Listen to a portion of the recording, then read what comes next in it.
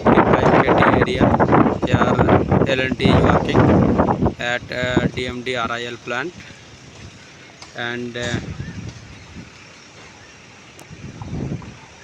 that area we have shown is a coal shed area.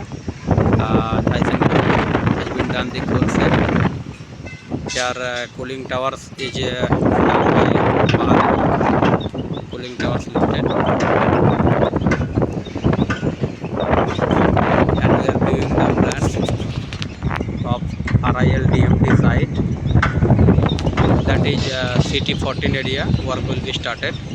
APCONS get the contract, and on far away from the CT14 area we have seen the 220 kV GIS building that we are doing our work, and near that 74 MVA transformer and firewall, and then after 500 MVA transformer and firewall, that is CT area, and we have done the pop panel installation of 400 kV GIS substation, and this is our 33 kV building. We are currently here on our 33 kV building.